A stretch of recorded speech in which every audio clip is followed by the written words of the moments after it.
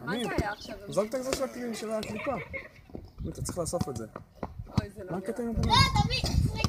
קליפה, לא? טעים לך, אמיר? לא, הוא חולק אותי. לא, טעים. כך. בוא, אני מחליק. תחזיק רגע.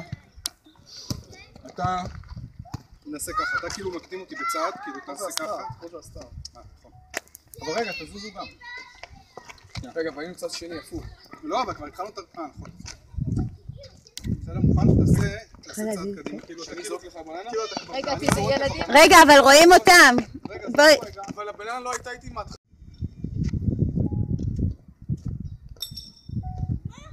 אמיר, הוא עוקף אותך. לא, יא גנוב, אתה לא יכול לקשור את זה עם... לא, אי אפשר, אבל ממש כאילו לאט לאט, אל תזרוק בערך. נשים את זה על הרצפה. רגע, אבל רואים אותך. אתה צריך כאילו, תעשה את זה, בוא נעשה את זה ממש כאילו. פנים? יאללה. אושר, בא ו... התחלתי.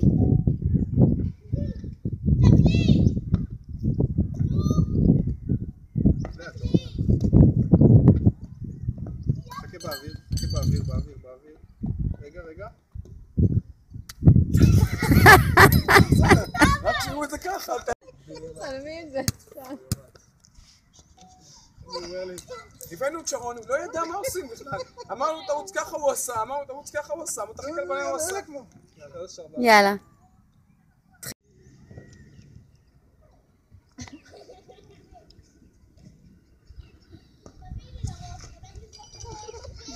בגלל שהיא צחקה.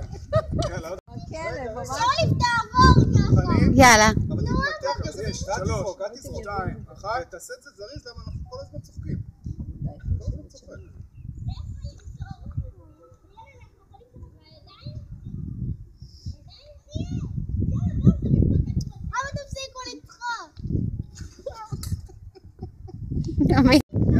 יאללה. התחלתי.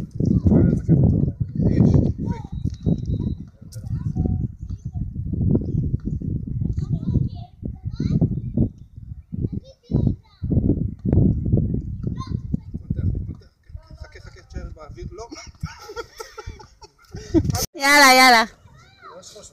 יאללה, 3, 2, 1, אתה עוזר לי.